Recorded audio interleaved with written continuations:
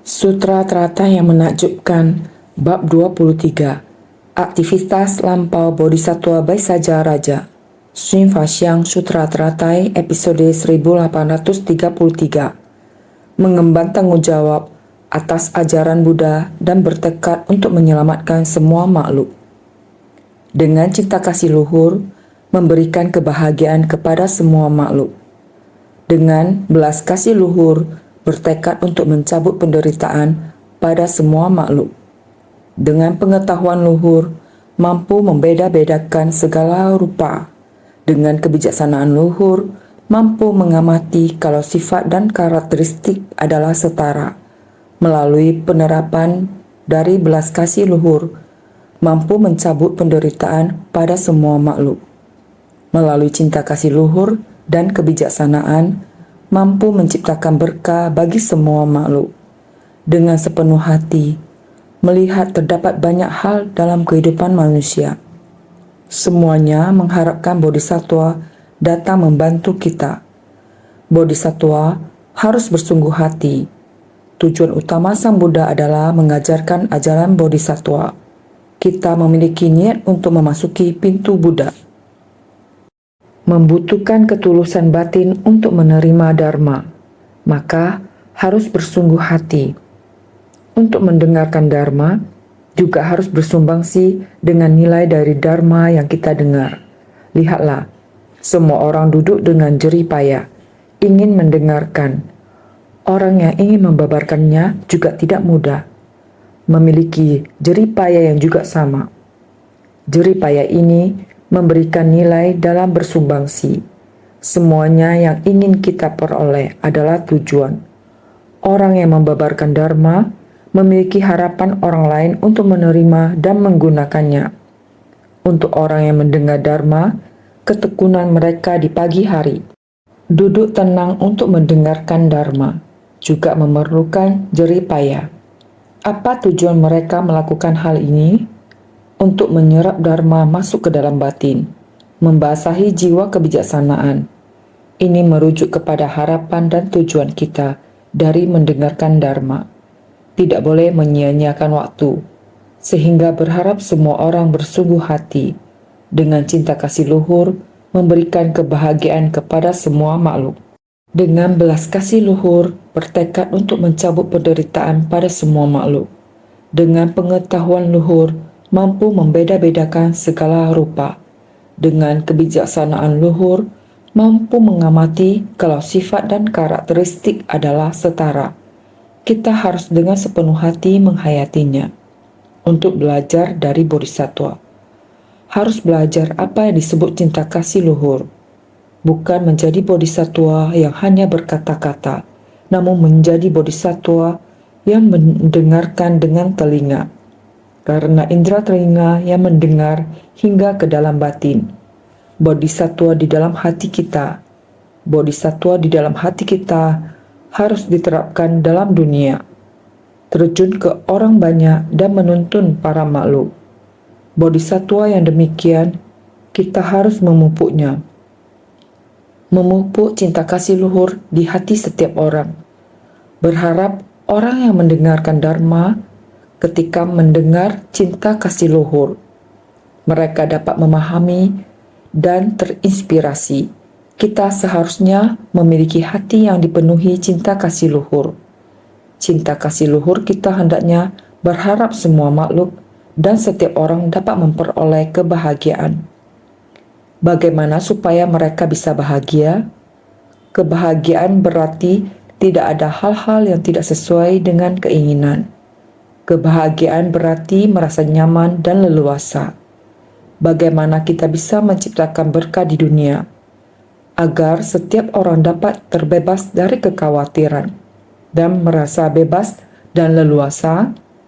Berharap dunia ini bisa seperti ini, dan berharap setiap orang dapat memiliki kehidupan seperti ini. Inilah harapan Bodhisattva bagi semua makhluk. Kita bersedia menciptakan berkah bagi semua makhluk. Ini disebut cinta kasih luhur.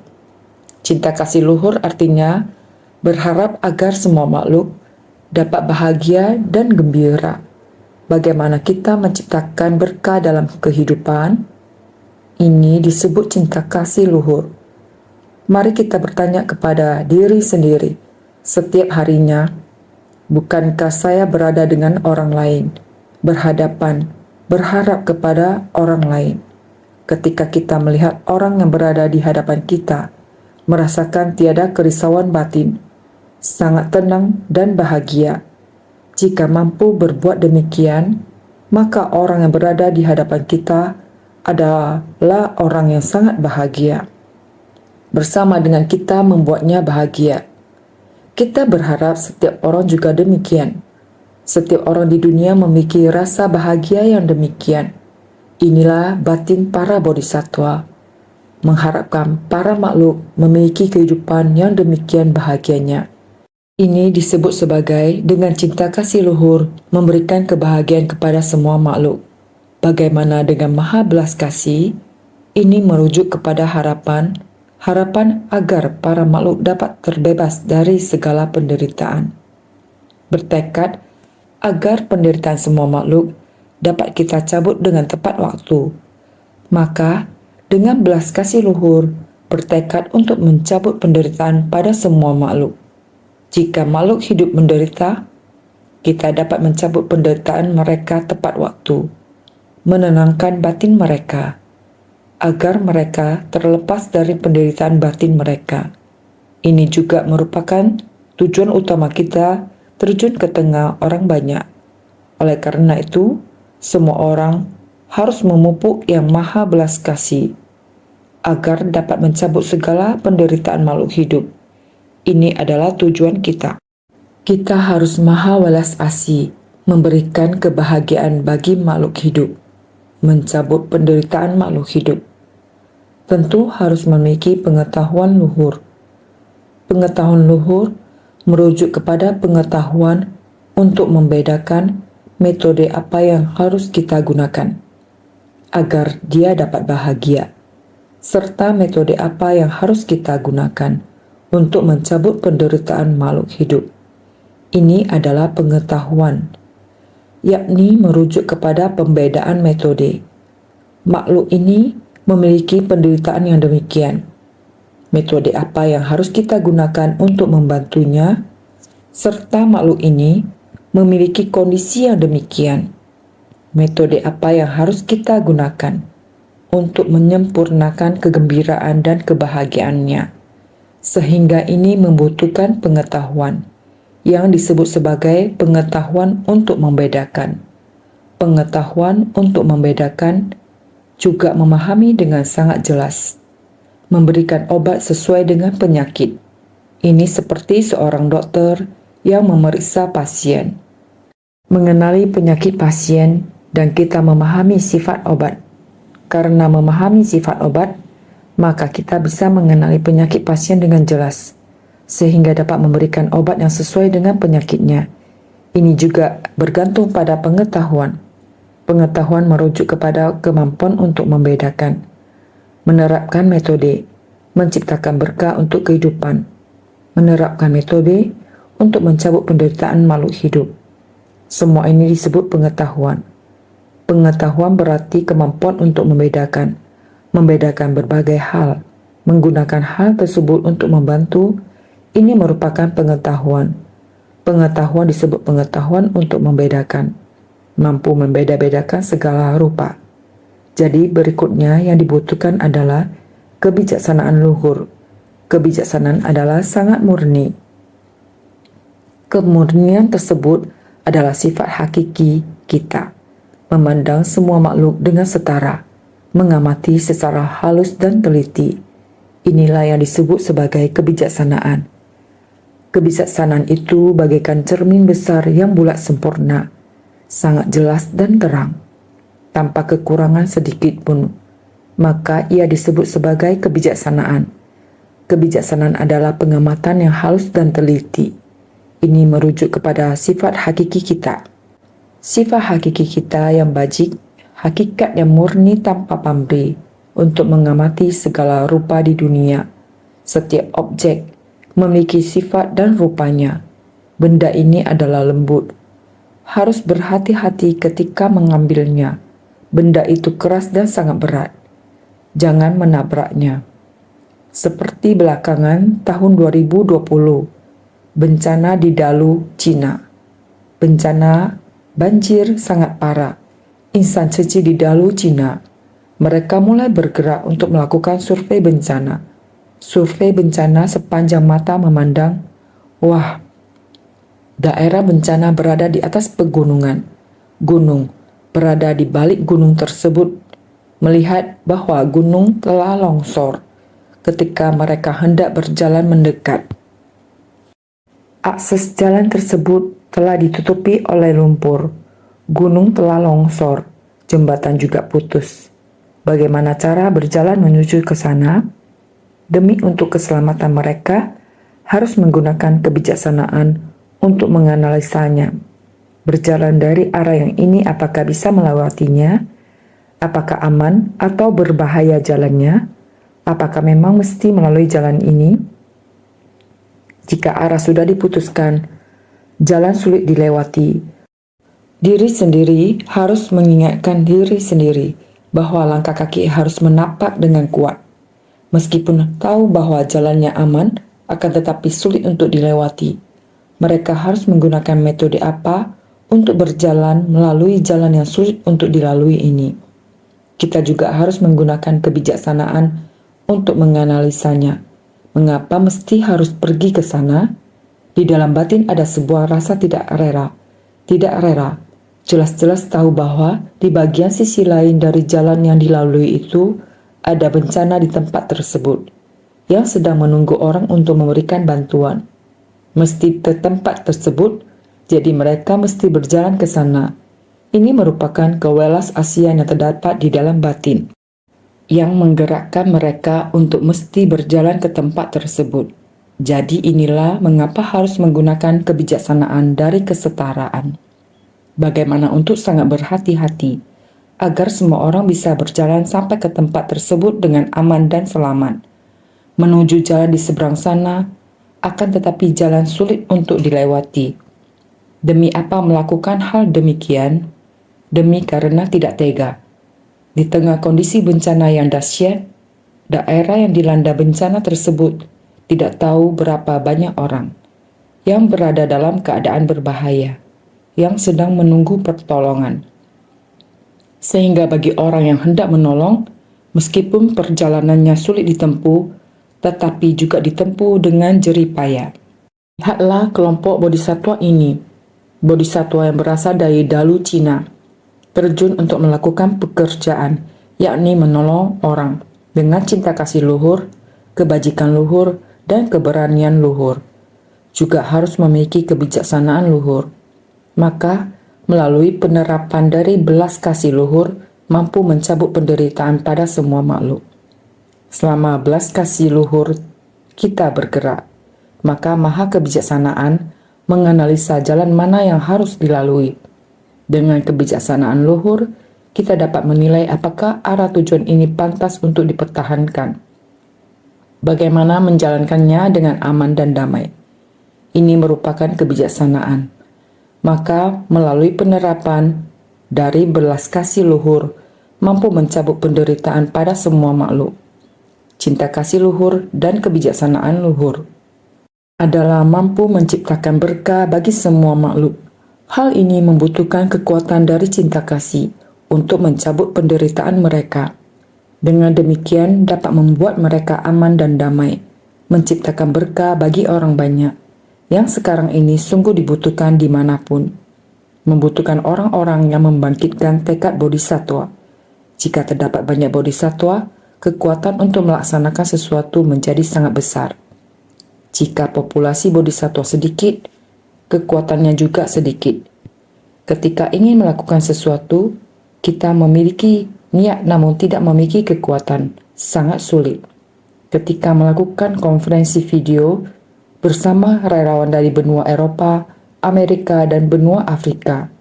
Pada saat melakukan konferensi video, terdapat berbagai ragam bahasa yang harus melalui terjemahan yang tidak sama. Mendengar bahwa mereka memiliki hati yang sama sebagai bodhisattva, arah tujuan bodhisattva.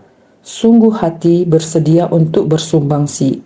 Semua ini adalah sama, tetapi juga harus memiliki metode. Semua Buddha dan bodhisattva bertekad untuk membebaskan semua makhluk. Dengan sendirinya, mereka mengharumi diri dengan dharma tanpa pernah sekalipun membiarkan para makhluk dengan kekuatan dari kebijaksanaan yang universal memberi respon pada apa yang dilihat dan didengar dalam bentuk tindakan. Semua Buddha dan bodhisattva, mereka semua adalah Buddha dan bodhisattva yang mengajar dan membimbing para makhluk di dunia. Para Buddha datang ke dunia untuk satu tujuan besar, yakni mengajarkan ajaran bodhisattva. Setelah para bodhisattva menerima pengajaran, juga membangkitkan tekad untuk terjun ke tengah orang banyak, untuk menuntun dan membebaskan semua makhluk. Maka, secara alami mereka mengharumi diri dengan dharma. Para bodhisattva terus mengharumi diri dengan dharma. Dengan pengajaran dan didikan dari Buddha, bagaimana untuk menerapkan metode, membiasakan diri mengajarkan dharma dengan kebijaksanaan.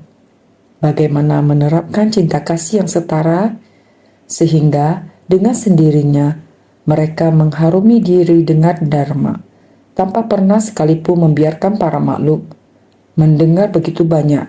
Kita semua bodhisattva yang menghirup dharma, serta menyebarkannya di seluruh dunia.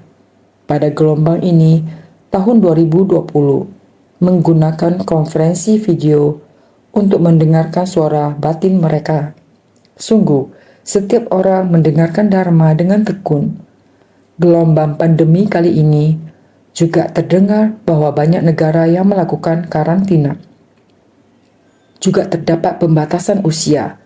Penduduk dengan usia 65 tahun ke atas dilarang keluar rumah, tidak dapat keluar. Insan suci kita merasa khawatir banyak yang menunggu bantuan pada negara tersebut yang membutuhkan alat pencegahan epidemi. Mayoritas orang yang membutuhkan adalah orang yang telah lanjut usia, yang rumah tangganya kesusahan juga tidak dapat keluar rumah, yang telah mengalami kehabisan bahan makanan. Jika insan suci tidak keluar, tidak mengantarkan barang bantuan, siapa lagi yang akan melakukannya? Saya mendengar bahwa bodhisattva kita tidak memperdulikan keselamatannya sendiri, tetapi tidak tega melihat para makhluk menderita kelaparan. Oleh karena itu, mereka mengirimkan barang bantuan. Hal ini juga membuat orang tersentuh. Mengapa? Mengapa mereka berbuat demikian? Setiap hari menghirup dan mendengarkan dharma, juga semakin merasakan bahwa menggenggam erat waktu. Tidak tega melihat para makhluk menderita, sehingga mereka memikirkan cara untuk menjaga keselamatan mereka sendiri, mengantarkannya dengan segera. Saya akan segera kembali sebagai bodhisattva. Kita juga harus menggunakan kebijaksanaan untuk menganalisa. Dengan demikian dapat bepergian dan pulang dengan selamat. Dapat mengantarkan keperluan para makhluk yang membutuhkan, agar para makhluk tidak memiliki kekurangan apapun. Ini merupakan terjun ke tengah orang banyak untuk mencabut penderitaan para makhluk. Hal ini yang membuat saya memberikan pujian kepada mereka. Begitu banyak negara dalam kurun waktu 1 hingga 2 jam mendengar perkataan mereka melalui konferensi video. Setiap orang membuat saya terharu. Namun yang paling penting adalah saya melihat kelompok murid. Kelompok bodhisattva ini adalah demikian. Kekuatan kebijaksanaan dari Maha Belas Kasih. Dengan perasaan sepenanggungan, bersumbangsi dengan demikian. Memberi respon pada apa yang dilihat dan didengar. Keluar untuk menciptakan berkah untuk dunia. Mereka sedang bersumbangsi, sehingga mereka juga sangat tersentuh. Maka, apa yang sekarang dibicarakan adalah merujuk pada saat ini. Dharma adalah dibutuhkan dunia pada saat ini. Sekarang bodhisattva sejati berada di dunia, menolong penderitaan makhluk hidup. Bencana alam yang terjadi di Dalu Cina adalah banjir. Di tempat itu, insan suci tidak takut akan kesulitan. Bersumbangsi menggunakan tenaga dan kebijaksanaan. Sementara itu, di negara-negara seperti Eropa, Amerika, dan Afrika, pada gelombang pandemi kali ini, mereka menggunakan kebijaksanaan dengan segenap upaya menggunakan waktu untuk mendengarkan dharma, menggunakan waktu untuk memahami segala keperluan orang lain, memahami ketika telepon berdering adalah panggilan pertolongan telah tiba. Mereka dengan cepat mempersiapkan barang, dengan memanfaatkan kebijaksanaan mereka, memanfaatkan keberanian mereka, mencari tahu kapankah waktu yang tepat untuk berangkat, kemudian dengan segera pulang. Ini juga terjadi pada negara di Eropa, Amerika, dan Afrika. Mereka berbagi kisahnya. Singkat kata, Bodhisattva pada masa sekarang mengembangkan potensi pada saat ini. Syukurlah, syukurlah Bodhisattva dunia berada dimanapun. Namun masih dibutuhkan. Terdapat tempat yang tenaganya belum memadai. Tempat yang sedikit populasinya adalah tempat yang sangat menderita. Namun, tempat dengan populasi orang yang banyak memiliki kekuatan yang besar untuk bersumbangsi. Singkat kata, kita harus mengetahui yang dibutuhkan sekarang adalah merekrut bodhisattva untuk bersumbangsi kepada dunia, membutuhkan tenaga. Maka setelah kita mendengar dharma, kita harus memikirkan cara untuk masuk ke tengah orang banyak, untuk menuntun para makhluk. Untuk orang yang memiliki tenaga, kita menuntunnya masuk ke dalam, menambah kekuatan untuk orang yang membutuhkan. Kita bersumbangsi, inilah yang paling dibutuhkan saat ini. Naskah sutra sebelumnya berkata demikian. Para Buddha dan Bodhisattva, kita harus sangat berhati-hati. Bagian naskah sutra ini, kita harus sepenuh hati. Bagaimanakah ketekunan dari Bodhisattva? Membaktikan jiwa kehidupan selama hayat masih dikandung badan. Mengabdikan jiwa raga hingga akhir hayat. Dia memberikan persembahan, memberi persembahan. Bukan hanya berarti memberikan persembahan materi, tetapi adalah memberikan persembahan dengan praktik. Seluruh pengajaran dan didikan Sang Buddha adalah untuk para makhluk bersumbangsi. Ini merupakan memberikan persembahan dengan praktik kebajikan masuk ke tengah orang banyak yang menunjukkan semuanya menerima pengajaran, ajaran Dharma Buddha telah diterima oleh para bodhisattva. Terjun ke tengah orang banyak untuk bersumbangsi. Jasa kebajikan dari praktik ini dilimpahkan kembali untuk memberi persembahan kepada Buddha. Maka Sang Buddha akan bersukacita. Ini merupakan pemberian persembahan yang paling agung. Maka kita melihat Bodhisattva Sarvasatwa Priya Darsana, ketekunan pelatihan diri beliau, masuk kepada kerumunan. Sampai akhirnya kembali ke Buddha Surya Chandra Suda Prabhaguna. Demikianlah cara beliau memberikan persembahan. Segala kewangian merujuk kepada keharuman kebajikan. Telah melatih diri, keharuman kebajikan ini didapat dari bersumbangsi di tengah orang banyak. Kembali menghadap Buddha, datang berbagai dengan Sang Buddha. Buddha Surya Chandra Suda Prabhaguna. Setara dengan mempersembahkan harum batinnya.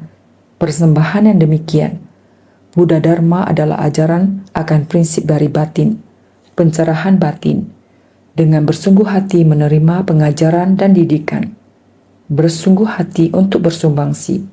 Semua yang didapat, ketika pulang, hatinya penuh sukacita dalam Dharma, pelimpahan jasa, batin Buddha sukacita.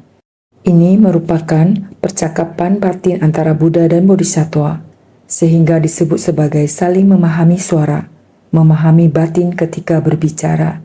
Ini merupakan percakapan antara Buddha dan Bodhisattva yang harus dituliskan pada naskah untuk mengajar dan mendidik kita. Hal ini mengandalkan kesungguhan hati kita untuk menghayatinya. Tulisan memiliki keterbatasan, berlalu begitu saja. Dengan sepenuh hati kita menyerapnya. Dharma, setiap katanya memiliki makna. makna dari setiap katanya adalah sangat mendalam, sehingga kita harus dengan sepenuh hati menghayatinya. Maka, naskah sutra sebelumnya mengatakan demikian. Juga memerintahkan Bodhisattva Sarva Sattva Priya Darsana, pria berbudi.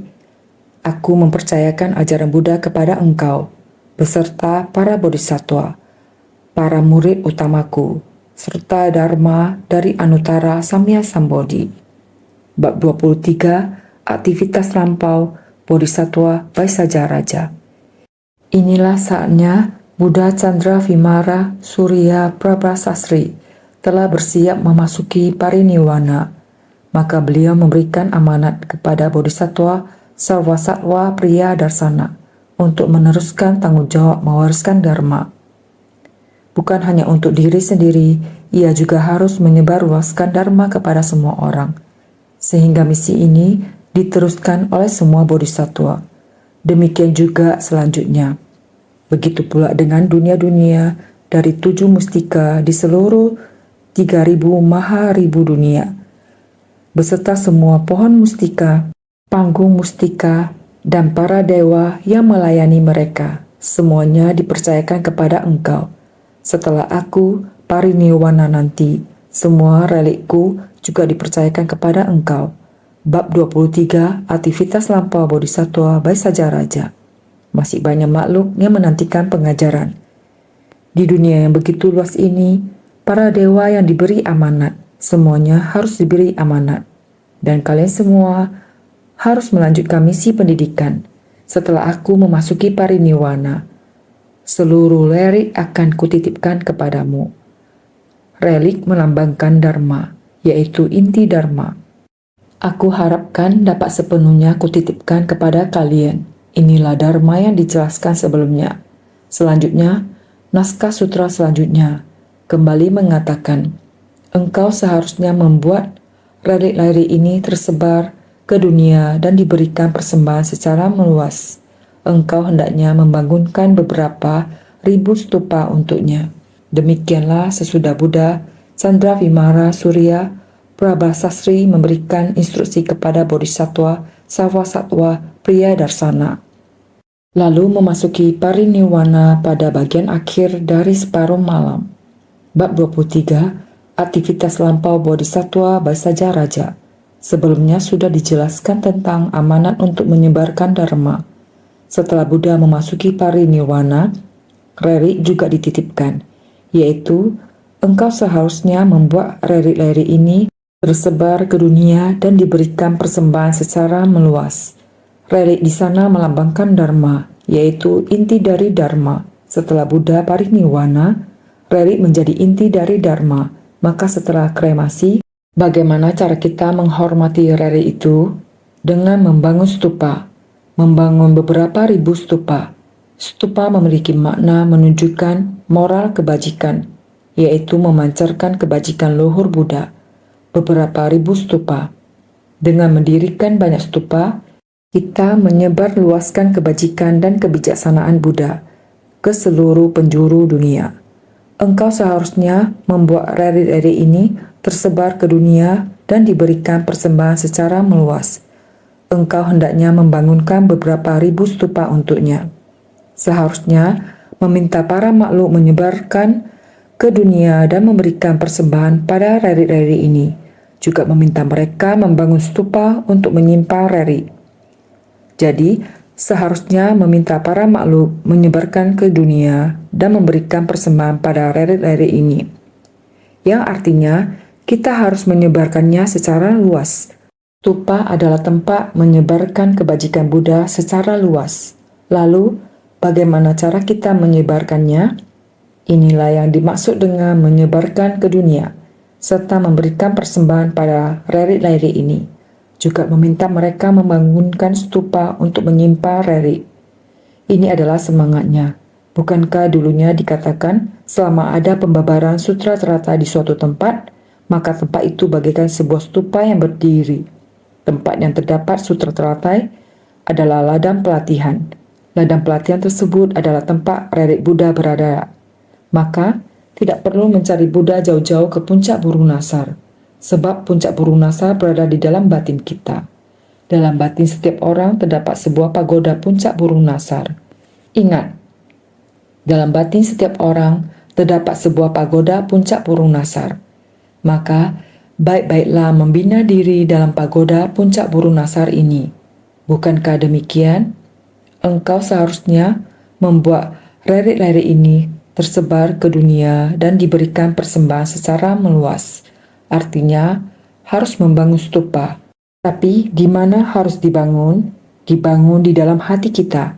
Dalam batin setiap orang terdapat sebuah pagoda puncak burung nasar, yaitu di dalam hati setiap orang. Maka sebarkanlah secara luas. Itulah makna dari menyebarkan ke dunia dan memberikan persembahan pada rerik-rerik ini. Kita harus menghargai Dharma.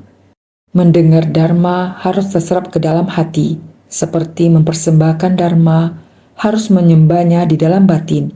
Juga meminta mereka membangunkan stupa. Sungguh harus menjaga Dharma di dalam batin kita dengan baik. Kita semua harus menghargai Dharma.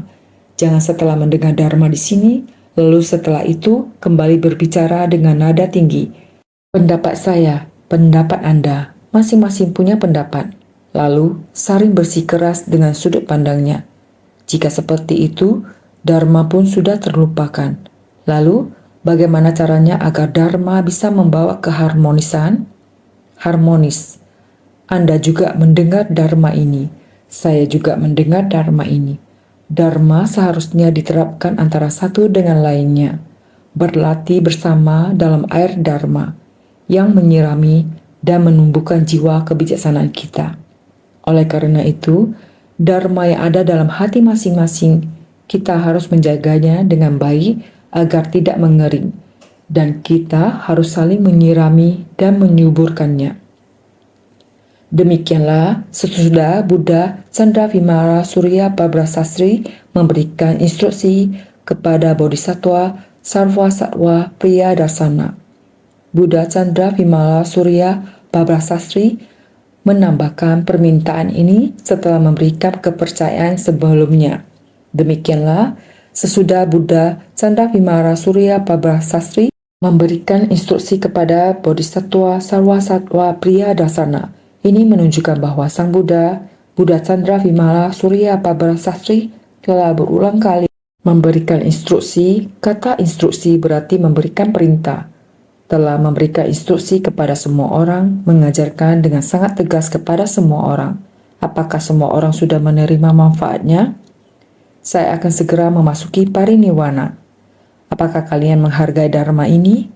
Instruksi ini sangat tegas. Semua orang harus benar-benar bersungguh hati. Dharma harus meresap ke dalam batin dan mempraktikannya dalam hubungannya antara aku, kamu, dan dia. Dengan hati seorang praktisi saat berinteraksi dengan orang lain. Batin saya adalah ladang pelatihan. Tindakan Anda adalah ladang pelatihan saya. Perilaku Anda adalah peringatan bagi saya. Bersyukurlah. Setelah mendengarkan Dharma, seharusnya kita menjalankan kehidupan yang harmonis dengan sesama dan segala hal. Demikianlah kita menyerap Dharma ke dalam batin. Jadi, demikianlah sesudah Buddha Candravimala Surya Pabrasastri memberikan instruksi kepada Bodhisattva Sarvasatwa Priyadarsana. Gelar dari Buddha tersebut adalah Buddha Candravimala Surya Pabrasastri, laksana sinar matahari yang terang, sangat murni dan bersih. Kebajikannya telah sempurna. Ini merujuk kepada kesadaran pada kesucian.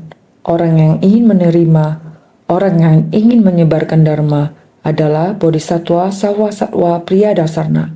Makna ini perlu Anda pikirkan dengan baik. Sang Buddha telah mencapai pencerahan. Yang datang untuk menerima Dharma adalah Sarvasatwa Priyadarsana. Setelah mencapai pencerahan kemudian membabarkan Dharma. Setelah kita melakukan pelatihan diri adalah untuk memperoleh sukacita dari setiap orang. Karena kita memiliki pengasuhan diri, memasukkan Dharma ke dalam batin. Agar batin kita memiliki pengasuhan diri, kita terjun ke tengah orang banyak. setiap berjumpa dengan orang dan bersukacita. Jasa kebajikan ini bukan tidak mampu untuk melakukannya. Kita seharusnya menerima sifat tercerahkan kita, terus-menerus menyerukan perilaku kita. Buddha Chandra Vimala Surya Pabasastri adalah sifat tercerahkan diri kita sendiri. Bodhisattva Sarwasatwa Priya Darsana adalah mengingatkan kita, diri kita sendiri, kebahagiaan bisa diterima saat masuk ke dalam masyarakat. Seharusnya adalah demikian, sehingga Buddha Chandra Vimala Surya Pabasastri menambahkan permintaan ini setelah memberikan kepercayaan sebelumnya untuk semua orang. Jika semua orang bisa bersungguh hati, naskah sutra ini sangat mendalam, yang mengharapkan semua orang untuk menggunakannya. Sehingga memiliki kesan batin, ini adalah momen yang paling memiliki jasa kebajikan ketika melatih diri, lalu memasuki pariniwana pada bagian akhir dari separuh malam. Sehabis tengah malam, ia memasuki pariniwana dengan segera. Pada bagian akhir dari separuh malam, melambangkan tahapan makhluk mulia yang tak terkondisi. Lalu memasuki pariniwana pada bagian akhir dari paruh malam. Buddha Chandra Vimala Surya Pabasastri telah berada di bagian akhir paruh malam. Kapankah bagian akhir paruh malam itu? Sehabis tengah malam, yakni tengah malam saat melewati jam 11.12. Kemudian waktu subuh sebagai permulaan dari satu hari berikutnya. Setelah melewati waktu subuh, maka sudah adalah hal di keesokan hari. Saat terakhir di hari ini disebut tengah malam. Selewat tengah malam memasuki pariniwana, sehingga pada bagian akhir dari paruh malam menunjukkan sampai di waktu ini. Berikutnya sudah merupakan hari esok. Ini menjelaskan kalau Buddha Chandra Vimala Surya Pabasastri berpesan bahwa saat pariniwana akan tiba, ibarat sesepuh agung yang memiliki harta keluarga yang tak terhingga. Agar usaha keluarga dapat diteruskan, semuanya dipercayakan kepada orang yang mampu mengembankan tanggung jawab atas ajaran Buddha. Hal ini menunjukkan bahwa Buddha Chandra Vimala Surya Pabasastri berpesan bahwa waktu untuk pariniwana sudah tiba. Maka pariniwana ibarat sesepuh agung, memiliki harta keluarga yang tak terhingga, kepada orang yang mampu mengemban tanggung jawab, agar usaha keluarga dapat diteruskan. Semuanya dipercayakan kepada orang yang mampu mengemban tanggung jawab atas ajaran Buddha. Semua orang seharusnya tahu, Dharma dari Buddha sangat kaya, bagaikan sesepuh agung di dunia. Harta kekayaannya sangat banyak. Harta kekayaannya sangat banyak yang akan diwariskan kepada anaknya. Buddha juga sama, kebijaksanaan Dharma harus ada orang yang melanjutkan. Sehingga beliau ini mencari bodhisattva yang benar-benar masuk ke hati untuk mengemban tugas ini. Sehingga beliau memberikan pesan, batin tengah dan jernih, senantiasa dalam kondisi samadhi. Tentram dan bersahaja, tak terkondisi dan bebas dari nafsu keinginan. Semua orang seharusnya sudah fasih akan hal ini. Kondisi batin harus sampai pada tahap demikian. Bodhisattva demikian memasuki kondisi batin Buddha. Orang yang demikian baru bisa mendapatkan pewarisan dari Buddha. Sehingga nirwana adalah tidak muncul dan lenyap, putus dari segala tanda terkondisi, yaitu telah tersadarkan di dunia, telah sama sekali terputus dari terkondisi. Terkondisi adalah yang dibuat di dunia, telah tiada, sehingga hendak memasuki nirwana, telah memasuki dharma tak terkondisi. Sehingga memasuki nirwana, inilah Buddha memberikan pengajaran besar, telah berakhir. Sehingga Buddha Chandra Vimala Surya Pabasastri sekarang telah memasuki nirwana. Dharma yang diwariskan adalah saatnya Bodhisattva Sarwasatwa Priya Darsana akan mengemban tanggung jawab. Dapat disaksikan, coba semua orang memikirkannya. Kita berlatih di jalan Bodhisattva, tanggung jawabnya sangatlah besar. Mulai belajar belajar bagaimana mengemban tanggung jawab terhadap Dharma ini, bagaimana Dharma ini disebarluaskan di dunia, bagaimana memberikan pengajaran dan didikan kepada dunia, terutama sekarang pada masa kemunduran Dharma. Bagaimana Dharma dapat masuk ke dalam batin manusia. Pada masa kemunduran Dharma, sangatlah susah, tidak mudah. Masuk ke dalam batin manusia, jauh lebih sulit untuk mempraktikkan dalam tindak nyata. Juga harus menggenggam erat jalinan jodoh pada masa ini. Terjun ke tengah orang banyak untuk menjalin jodoh berkah agung. Waktu terus berlalu dalam kehidupan manusia. Namun, dalam setiap waktu yang berlalu, tidak lain adalah tetes demi tetes Buddha Dharma yang masuk ke dalam batin kita, agar batin kita lebih matang terhadap Buddha Dharma, semakin dapat memahaminya, sehingga bukankah Dharma masuk ke dalam batin setiap orang? Maka harus melihat kesungguhan hati dari semua orang. Tidak boleh tidak bersungguh hati, harus lebih bersungguh hati.